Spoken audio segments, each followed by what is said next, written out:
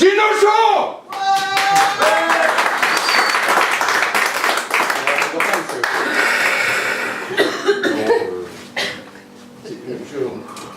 Bon, alors ce qui peut arriver, je sais pas.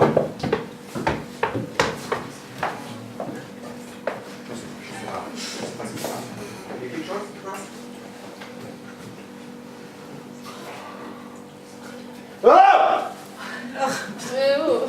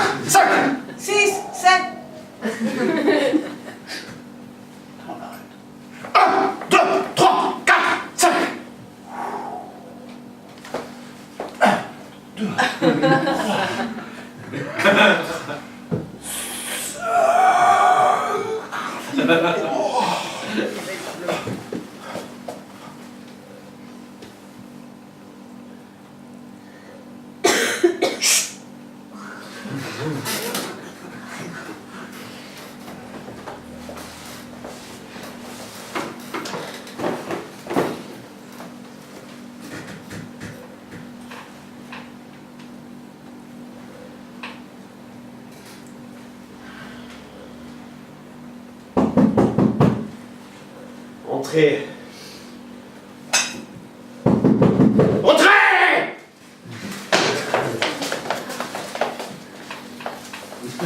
Bonjour, monsieur le directeur.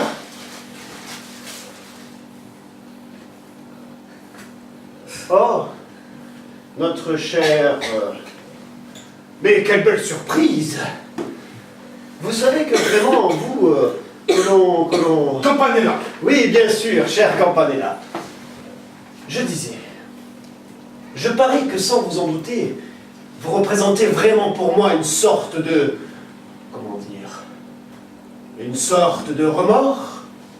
Remords. Oui, c'est bien ça, du remords. Excusez-moi si je suis rentré comme ça. Vous excusez, il ne manquerait plus que cela, cher Battistella. Campanella. Oui, cher Campanella. Je disais, c'est à moi de vous remercier d'être venu. Vous. Oui, moi. Et je suis content, très content de vous revoir enfin. Mais je vous en prie, asseyez-vous.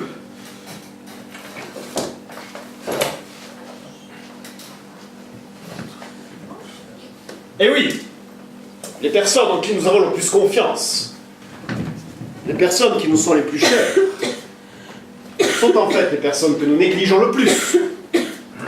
C'est malheureusement la dure loi de la vie, n'est-ce pas? Dites-moi, mon cher Campanella, dites-moi, depuis combien de temps n'échangeons-nous pas deux mots tranquillement? Des semaines? Que dis-je des semaines? Ça fait des mois, de nombreux mois. Ça ne m'étonnerait pas que ça fasse des années même. Eh bien, il y a exactement 2 ans et demi. 2 ans et demi?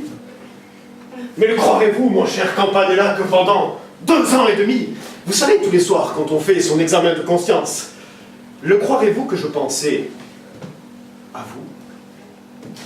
Tous les soirs, avant de m'endormir, je me disais, et Campanella, ce brave Campanella, tu l'as oublié, hein? Me disais-je.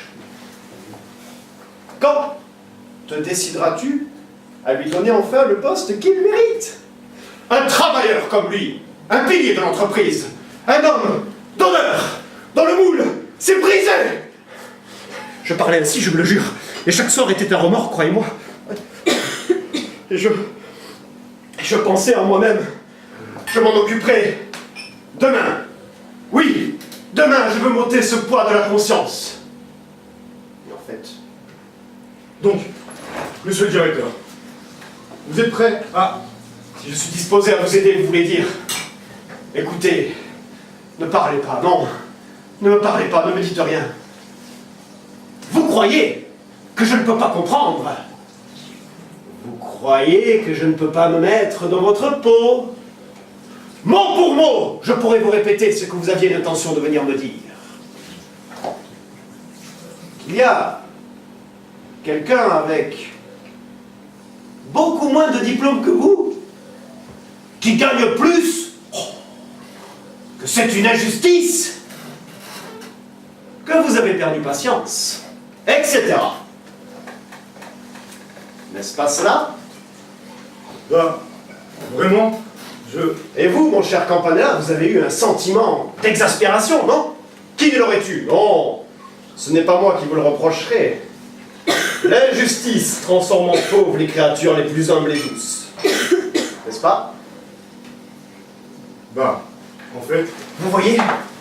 Et vous, vous pensiez que moi, je ne comprenais pas? Je ne savais pas? Je ne m'y intéressais pas. Homme de peu de foi.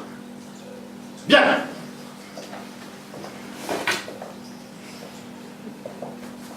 Aujourd'hui sera un bon jour pour nous deux. Ce soir, nous serons tous les deux plus satisfaits de nous-mêmes.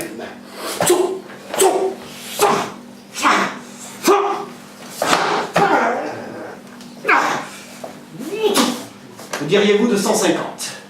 comment? À quelque chose près, vous arrivez maintenant à 95, 98 si je ne me trompe. 97. Bien.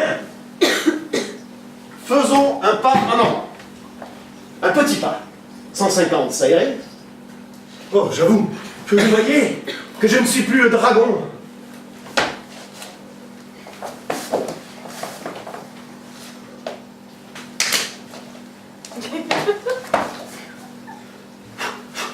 La charogne, l'ogre, le renard,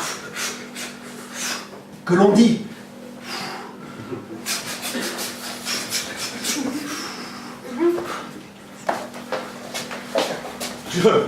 Je vous remercie. Pas de remerciement, c'est à moi de vous remercier pour votre travail. Une cigarette? Ah, non, merci. Je ne fume pas. Et bravo, encore une vertu de plus. Moi, par contre,